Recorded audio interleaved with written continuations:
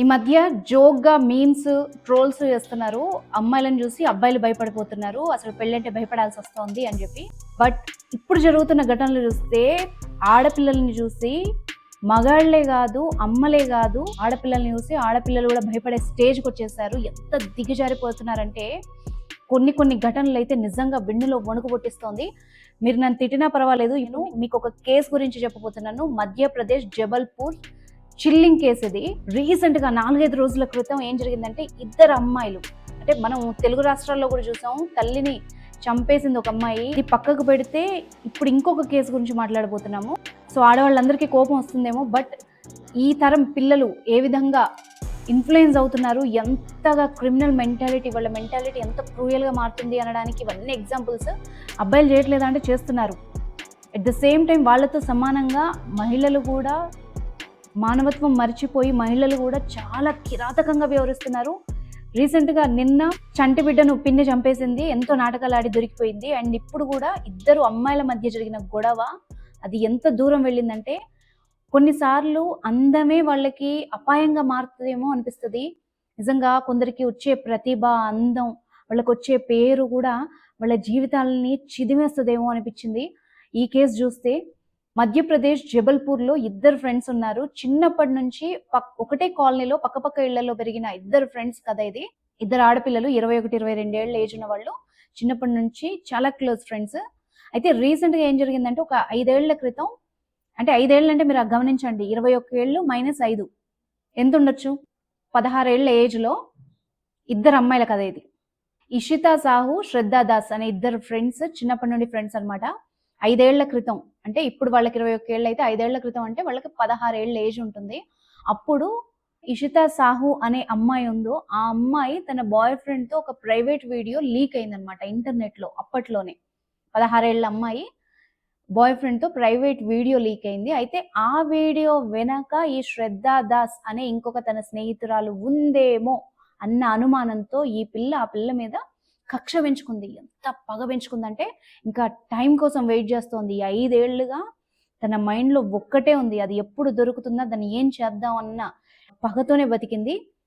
అయితే ఈ శ్రద్ధా దాస్ అయితే కొంచెం స్టడీస్ మీద తను కాన్సన్ట్రేట్ చేసింది. ఈ అమ్మాయి కూడా ఏం తక్కువ చదువుకున్నది ఏం కాదు. ఈ అమ్మాయి ఇంజనీరింగ్ చేసింది. చదువు రాని వాళ్ళు లేకపోతే జ్ఞానం లేకో ఇలాంటి పనులు చేస్తున్నారేమో అనే పప్పులో కాలేయొద్దు.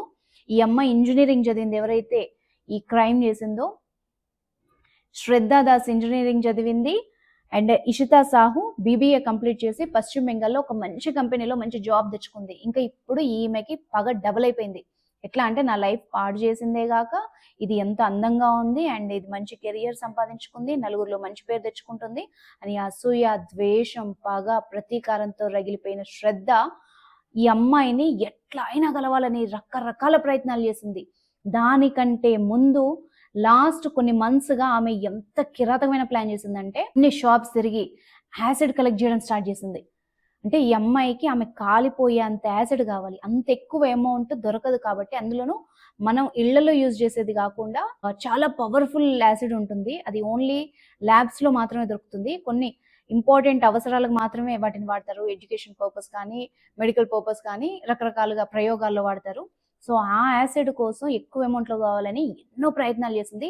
లాస్ట్కి ఒక డీలర్ దగ్గరికి వెళ్తే అక్కడికి కూడా ఆమె ఎంత తెలివిగా ఒక నకిలీ కాలేజ్ పేరుతోని ఒక లెటర్ హెడ్ తయారు చేసి ఒక సర్టిఫికేట్ తయారు చేసుకొని, అంటే మా కాలేజీలో మాకు ఎక్స్పెరిమెంట్ పర్పస్ పలానా 300 ml యాసిడ్ కావాలి అని అప్లై చేసుకుంది తనే వెళ్ళి.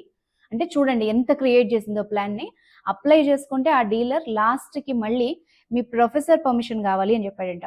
దానికి కూడా మళ్ళీ ఏం చేసింది, ఒక అంశు శర్మ అని ఇంకొక ఫ్రెండ్ని తీసుకెళ్ళి తననే వాళ్ళ ప్రొఫెసర్గా యాక్ట్ చేయించి పర్మిషన్ తెచ్చుకొని యాసిడ్ కలెక్ట్ చేసుకొని దాదాపు ఒక 1 వీక్ స్టోర్ చేసి పెట్టుకుంది. అంటే ఎప్పుడు ఛాన్స్ దొరుకుతుందా, తను ఎప్పుడు దొరికిందా అప్పుడు ఆమె మీద ఇది పోద్దామని చెప్పి. ఇంకా చివరిగా లాస్ట్కి ఆ పిల్ల ఆడిన డ్రామా ఏం తెలుసా, అదే ఇంకా ఎమోషనల్ డ్రామా ఉంటుంది కదా, అమ్మాయిలు పడిపోతారు ఈజీగా, అమాయకపు అమ్మాయిలు, ముఖ్యంగా అమాయకపు అమ్మాయిలు పడిపోయే ఎమోషనల్ డ్రామా. అరే మనము చాలా ఏళ్ళుగా ఫ్రెండ్స్ 5 ఏళ్ళుగా మాట్లాడుకోవట్లేదు కదా, పాతవన్నీ మర్చిపోదాం, మళ్ళీ కొత్తగా స్టార్ట్ చేద్దాం అని కబుర్లు చెప్పింది. చెప్పి ఒక్కసారి నువ్వు వెళ్ళిపోతే మళ్ళీ దొరకవు కదా నాకు, సో చివరిసారి కలుద్దాం అని చెప్పి నంగనాచిలాగా ఎంతో డ్రామా చేసి చాలా అమ్మాయిని మైండ్ వాష్ చేసి కలవడానికి ఒప్పించింది.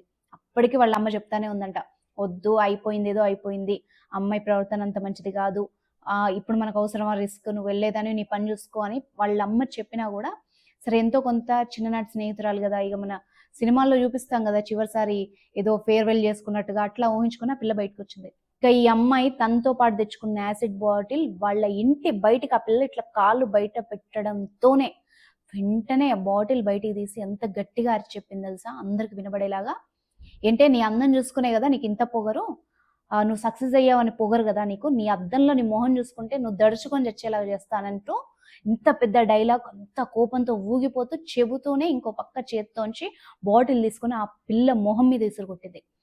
అసలు 50% ఆల్మోస్ట్ అమ్మాయి కాలిపోవడం, అంతా పరిగెత్తుకుంటూ రావడం, ఆమె అరవడం విన్న స్థానికులు కావచ్చు, వాళ్ళ అమ్మ కావచ్చు, అందరూ హుటాహుటిన ఆ పాపని తీసుకెళ్ళిపోయి హాస్పిటల్కి ఎత్తుకొని వెళ్ళిపోయారు.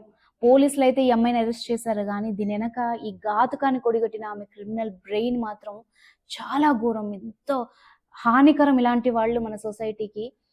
సో చంపాలి అని అనుకున్న వాళ్ళు, ఇలాంటి అఘాయిత్యాలు చేయాలనుకున్న వాళ్ళు, సారీ టు సే, అది మగ ఆడ లేకపోతే భర్తన లవర తండ్ర తల్ల అక్క చెల్లి తమ్ముడు ఏమి చూడరండి నిజంగా. ఇది కేవలం నేరానికి సంబంధించిన వాళ్ళ మైండ్ సెట్ గానే చూడాలి కానీ, సో ఆడవాళ్ళు మగాళ్ళని చంపారు, మగాళ్ళు ఆడవాళ్ళని చంపారు ఇలాంటివి కాదు. Criminal is criminal, end of the day. ఎక్కడ చంపట్లేదు అమ్మాయిలు, ఎంతసేపు మొగుళ్ళని మాత్రమే కాదు, మొన్నే చూసాం తల్లిని చంపింది, ఇప్పుడు చూసాం ఫ్రెండ్ని, అమ్మాయిని చంపడానికే అటాక్ చేసింది అమ్మాయి కంప్లీట్ గా. అంటే లక్కీగా అప్పటికప్పుడు తీసుకెళ్లారు కాబట్టి ఇంకా ఆమెకి ఏదో ట్రీట్మెంట్ జరుగుతుంది, ఆమె సిచ్యువేషన్ బతికినంత కాలం దానంత దౌర్భాగ్యమైన స్థితి ఇంకోటి ఉండదు.